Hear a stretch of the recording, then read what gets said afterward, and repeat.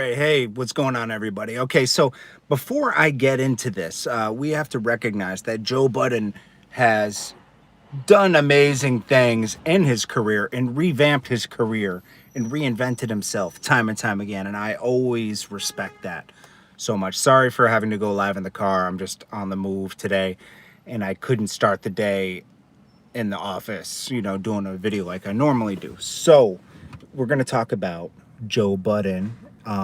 Bizarre put an interview out, and I kind of agree with certain things Bizarre said involving Joe Budden's music career. And after that, Joe Budden was able to, he got on Love and Hip Hop, created a character for himself there, which is pretty much who he is. And then he evolved that into a media career, which is pretty interesting. And I mean, you got to recognize the amount of work Joe Budden put in for years with no results, just putting in the work, and it finally paid off where he got a deal with Spotify. Jersey representative Kevin Taylor, Tevin, what's up, Chief? We're live right now, so appreciate everybody. Smash that like button. So Bizarre details how back in 2008-9, I forget the exact year, so don't get me wrong. This is how Slaughterhouse formed. You had Lala Hernandez, I see you, Loyalty Over Money, Kevin Taylor. So Bizarre details how Joe Budden got down with Slaughterhouse and Eminem. Now, Eminem reached out to Joe Budden, or I think D12 and Eminem reached out to Joe Budden to be added onto the tour through Royce, because around that time they were supposed to go on a tour, and I forget his name. He had this Teeth song. What was his name, man? The guy that was signed to Shady, Obi Trice, dropped out of the tour. So they added Joe Budden in. And, Joe Budden around this time, he had his Mute Music and all that, and they were amazing albums, those Mute Musics. But the hit Joe Budden had was Pump It Up still. Carlos, I see you, man. Smash that like button. So they added him to the tour, and they say that's on the tour. They all on the tour bus formed Slaughterhouse, mostly Joe Budden and Royce the 5'9". They asked, who's going to be on it, what artists they're going to add to it. Bizarre involved himself, and he said that saved Joe Budden's career there because, this David Lopez, I see you, man. They took the Slaughterhouse group, added them to Shady. And, even though Slaughterhouse, they had a great first album and everything, they never popped like they should have. I felt like they were super, yeah, I'm down for JT doing interviews. Z-Man, I see you. They never popped like they should have. Like, Slaughterhouse was super talented. Joe Ortiz, all of them, amazing. Crooked Eye, they're great lyricists, real hip hop. And they never popped like they should have. They never got that support like they should have. I appreciate that. Dust, Saroon, Jers, everybody sold like 4,000 copies of that first album. It doesn't matter how much they sold. It matters how much that they. It matters how great the album was. It was an amazing album, and hip hop, real hip hop. So that saved Joe Budden's music career. It put it in the light where it should have been for all those years. Mood music worked and everything, but it just, Joe Budden wasn't getting the respect. Now there was Royce in them. Like, Royce was great in the early 2000s, but Royce needed that too. I think they all needed that, Joel and all of them. And Eminem did that, but I think he did it like 50%, to be honest with you. I think he could have done more. I agree with Joe Budden when he talks about Slaughterhouse and how they were treated. Okay, so I'm not like against Joe on this video. So Bizarre got into the point where him and Joe Budden went at it like 2 years ago when he was criticizing. I know, Tony. I know. It's okay. Hey, it's 2020. You just you roll with the punches. Uh, anyways, so we fast forward to Eminem dropped an album. I think it was the Kamikaze album, and he was very critical on Eminem. He didn't just review the album and say it wasn't for him. He got passionate about it and said, "Oh, this is the worst. I cannot hold my tongue. This is the worst." And I agree with Bizarre that, like, when someone did so much, there's certain people I would never They could diss me all day, and I would never respond that vicious because I respect what they did for me in my career at one point. And he said Joe Budden was lacking that. He didn't recognize, he went too hard on Eminem. Just like Joe Budden is now working for Diddy at Revolt, he's not going really hard at him with the Mace thing. Let's be honest.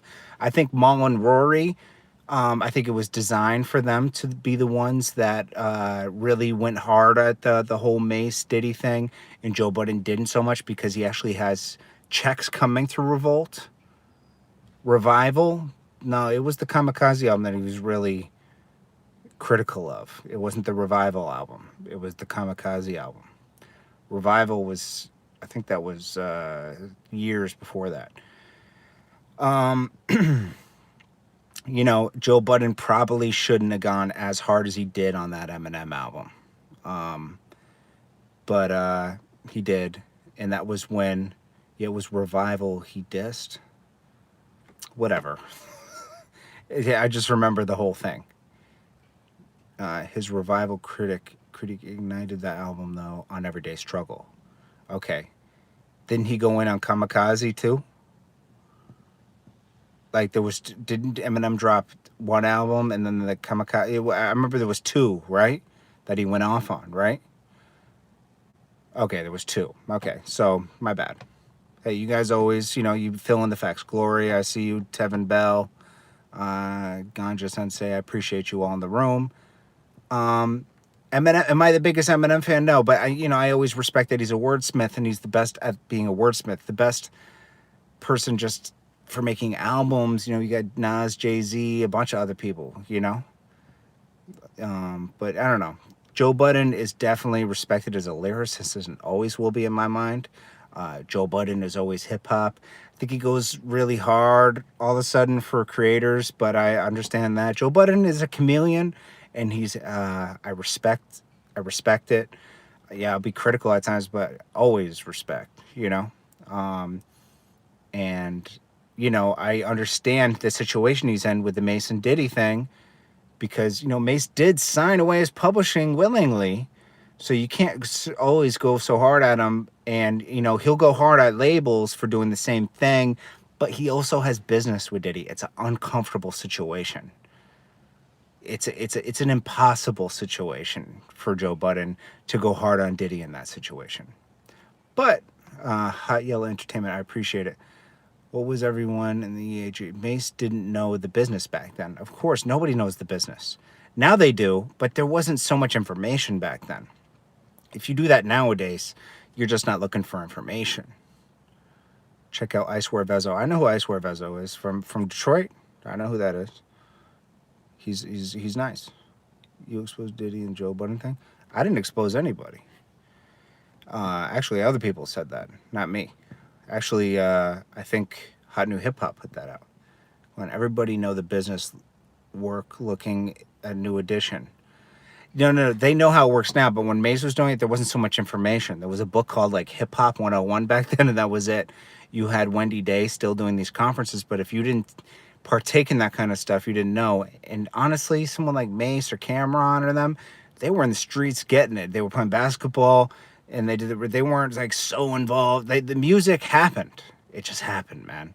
They worked hard at it, but they didn't like do deeper dive where they're going to like, you know, these seminars and stuff. You know, a lot of people that go to those seminars, I don't know if they always don't make it, you know, because they're so involved in the seminar and doing that instead of like hard working. It's such a fine balance with everything.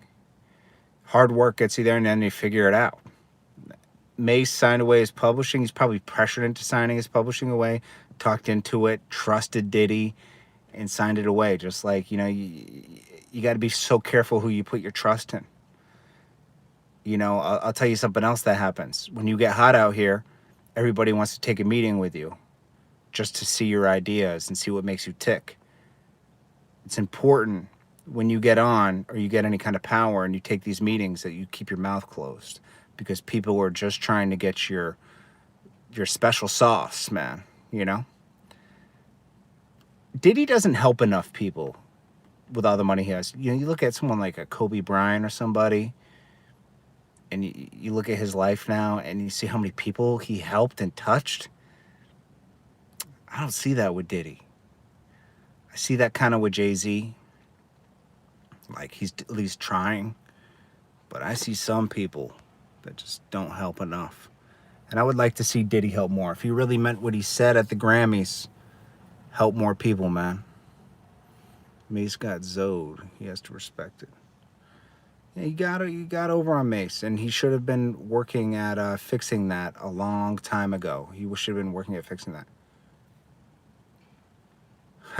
Tevin Bell, I see you. Morrow, that's right. $1 million wave comes, you better ride. Yeah, Mace is up to something, because Mace is now, arguing with Gene Deal. Mace is up to something. Mace has tricked us many times in the past, coming and going, disappearing. He's back, he's not back. He's a pastor. Then he's, this guy. I don't know who Mace is. I think he's bipolar. I'll tell you a funny story. Back in 2009, Mace contacted me through a friend to maybe do a music video, and I was one of the main music video directors in 2009 and 2010. I don't think he ever wanted to do a music video. So I got a phone call from somebody that was supposedly Mace's manager. It was Mace. Mace pretended to be a manager. Called me, had a spooky conversation with me, as a manager. I knew it was Mace talking, because I talked to my friend afterwards. I said, hey, was that Mace pretending to be his own manager? And he said, yeah, he does that sometimes. I was like, all right. And then I was like, yo, this guy, he's smart, but he's loopy. Mace is really smart, trust me. But he's loopy. Then Mace called me, and I asked, hey, was that you that called me before? He's like, nah, that's my manager, such and such. And I was like, nah. It was hilarious. So we talked about doing a music. We never ended up doing a music video. Yeah, it was funny. Sheed, I see you. Jay, Elite Sofa. I see everybody in the chat. I appreciate you guys. Ryan Kendrick TV, Elite. I see you guys. Gregory Lee. Gotcha. Everybody smash that like button if you're in the room. So the last story is 50 Cent was awarded an extra $5,000 for the Teairra Mari because she is not paying him.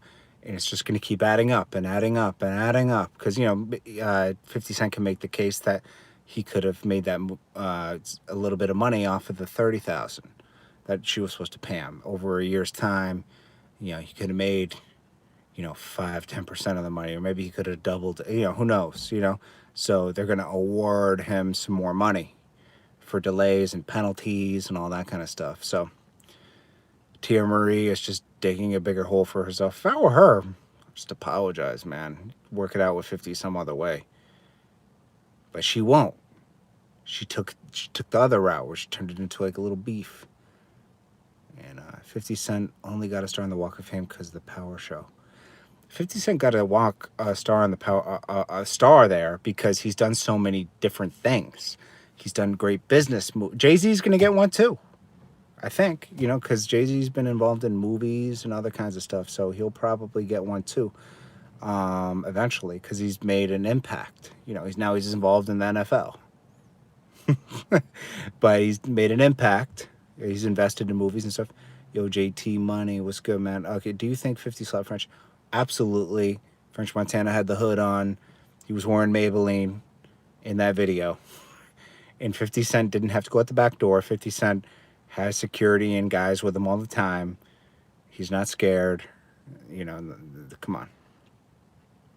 We do not need to get Olivia back on G-Unit. That was a mistake from the beginning. Okay? 50 Cent was trying to expand too much and involving people that weren't. The core guys, Lloyd Banks and Tony Yayo, yeah, those are the loyal ones. Young Buck turned out to be a little spooky. Then we got, the Game thing was a bad move because the Game obviously planned on dissing 50 the whole time. When am I directing my next video? I don't know.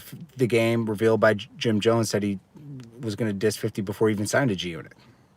Like, he was like, if I get signed over there, I'm gonna Ja Rule. I was like, wow, that shows how loyal Game is. 50 Cent saved him from getting dropped from Interscope, and then you're gonna diss him just to get hotter? That's crazy. Hot Rod just never. He was cool, but it just never caught on like that. Anyways, guys, I'm going to wrap it up. I appreciate you guys for tuning in. I love you all, and I hope you guys have a great day. I will check you guys in the next one. Smash that like button on the way out. Peace.